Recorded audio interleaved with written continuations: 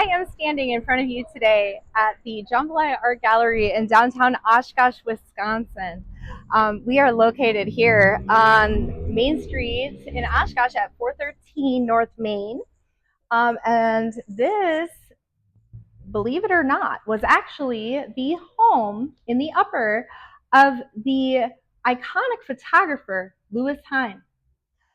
Wickes Hine, as you may be familiar with imagery like these, because, okay, to be honest, when I was in high school, this was a motivational poster in the office of this of where I was at. I have seen this imagery. I've grown up with images like this as a familiar feature in my understanding of just everyday whatever. So the fact that uh,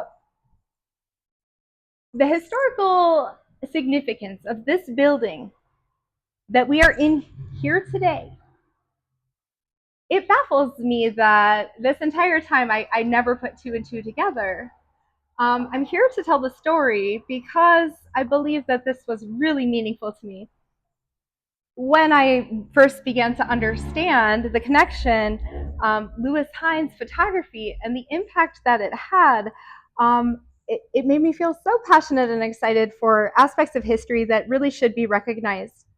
Um, so we recently had a reception here at the gallery um, for the recognition of the historical significance of the Jambalaya location here in this building and photographer Wickes Hine, because his contributions to not just the world of art, but the socioeconomic impact.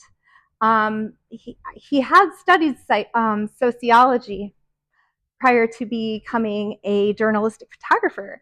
He was taking on projects that were initially highlighting the workers in the Wisconsin area, many of whom were children, such as you can see in these photographs that this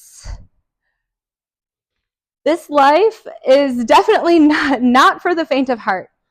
And there were children in massive groups. And so, I mean, he did travel throughout the world. This wasn't specifically in Wisconsin, but he did actually. Do I know if he traveled around the world? I just know that he traveled quite a bit throughout the country. So some of these photographs are from Wisconsin, and some of them are from elsewhere. So for example, the children working in the beads. This was a photograph that was taken off of a farm near Fond du Lac, because in 1915, Wickes Hine was working on capturing real life situations. He was really focused on shining more, like bringing more awareness to the true conditions of what was happening in our country. And some of these photographs are just remarkable in what they capture. And so from an artistic standpoint, it's incredible to me because stylistically, he had an eye for the situations that he observed. He had an eye that recognized the importance. He saw something there that was worth more than just the initial surface level involvement. And so in these times, taking these photographs, and it almost seems as though they could even be staged. Like, I specifically look at this one and I imagine, like, I swear I've seen this in a play. I swear I've seen these characters. I've seen this before. But then it dawns on me, this group of newsboys on Frankfurt Street near the World Building in New York, in 1908, this is the real deal. Everything that I have seen was actually staged. The things that I have seen that mimic after exposure to imagery like this, because in the exposure, we gather, we are taking this in, and the influence, well, the potential for this influence, now that's where I want to focus now, because when Wickes Hine was able to capture the real deal, gritty, authentic, raw conditions of true life for people, for children, for workers, for immigrants, for families living in poverty during times of disparity. Historically, the Industrial Revolution was in full bloom. Historically, this country needed every hand on deck. And when I think about these children, when I think about these boys on this huge machine, oh my gosh, they had to climb up onto the spinning frame to mend the broken threads and put back the empty bobbins. So that's like, this is like a massive sewing machine. I'm not familiar with the equipment itself, but I do understand barefoot boys must have been 6 or 7 years old. And so these children were working at a cotton mill in North Cornwall, Vermont, and they were running a small forest. All of them are young. And I'm just like, wow, okay, here's one for the heartstrings. The Madonna Looks Down, a day nursery in New Haven in 1934. So photography from this time frame is rare as it is.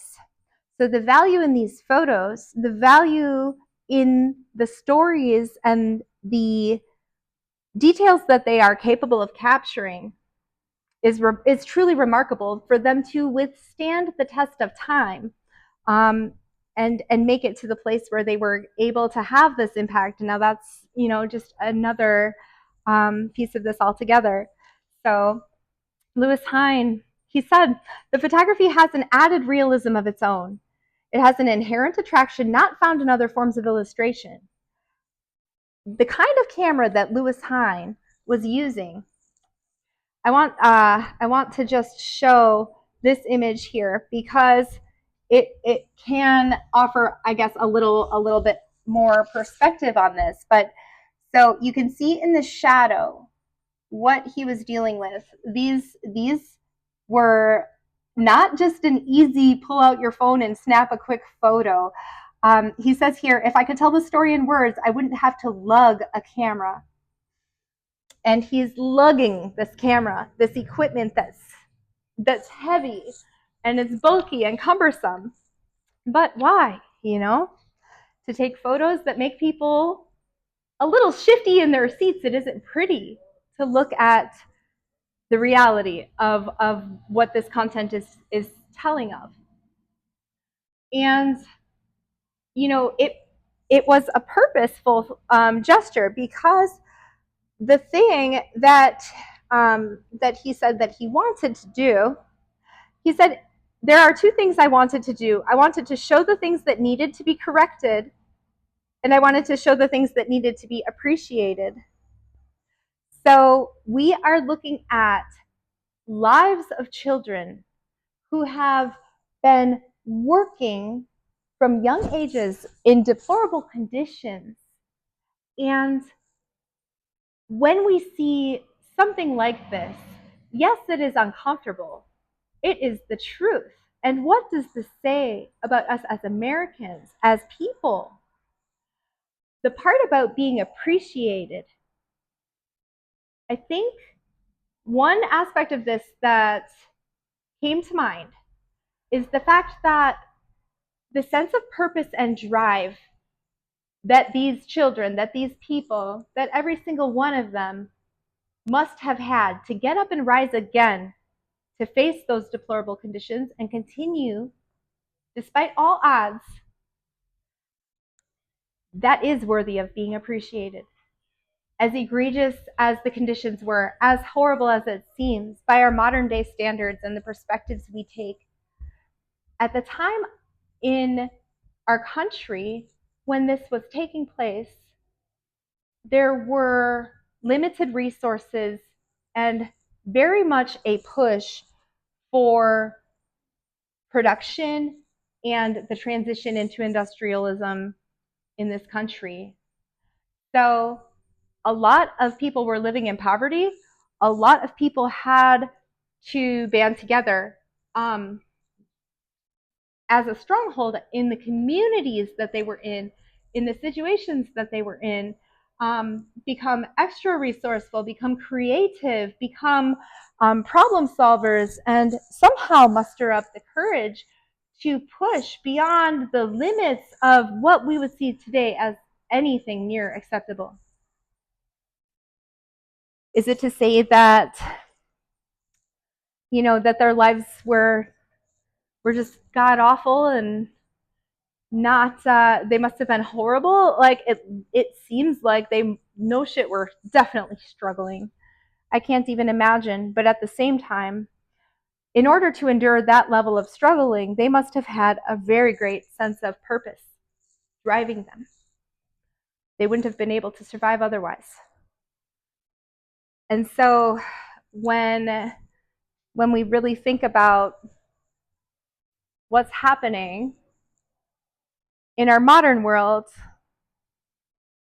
I think we could learn a few lessons from history in taking on a greater sense of purpose, in understanding the value in community, in understanding that struggling is going to be a part of this,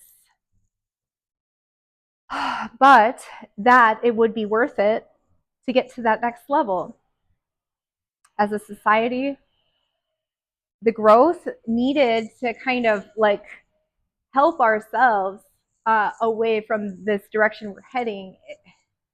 It's not just a quick fix.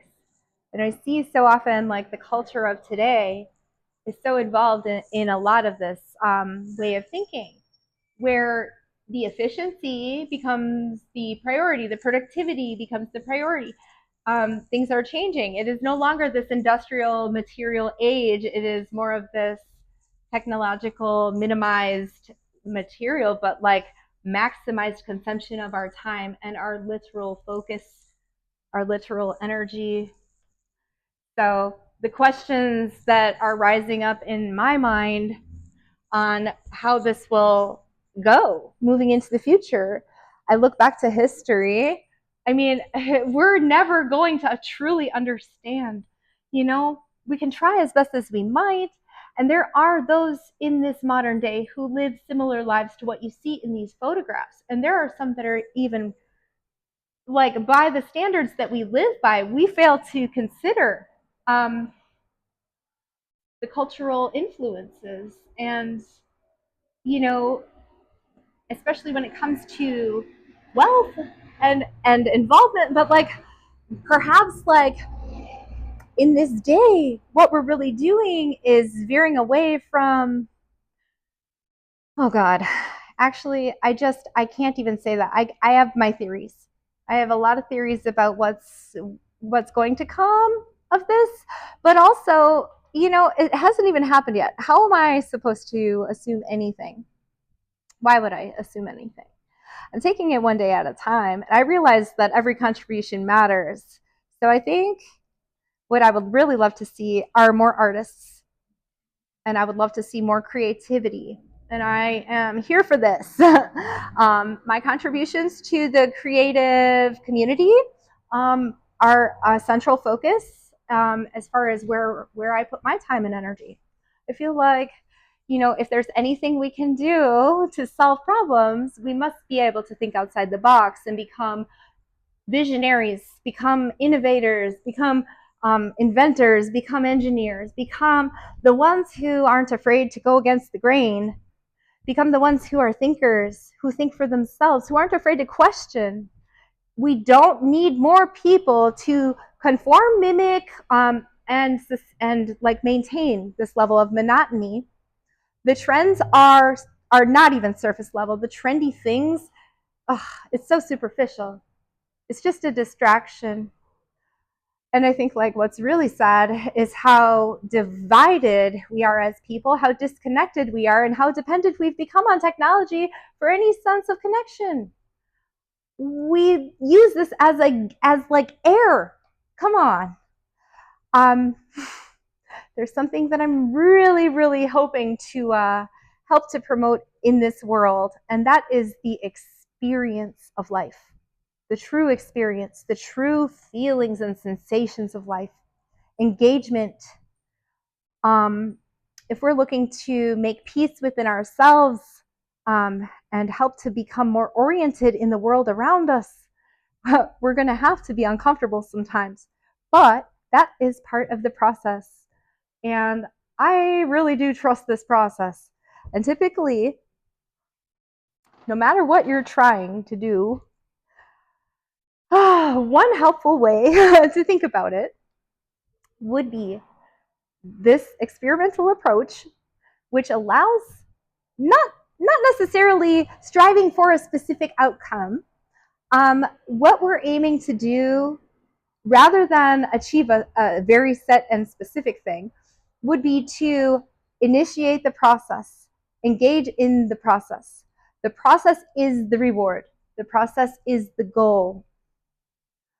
So in order to come up with our most great, best creative ideas, what do we really need? What really makes that greatest idea so great? That's what we're looking for.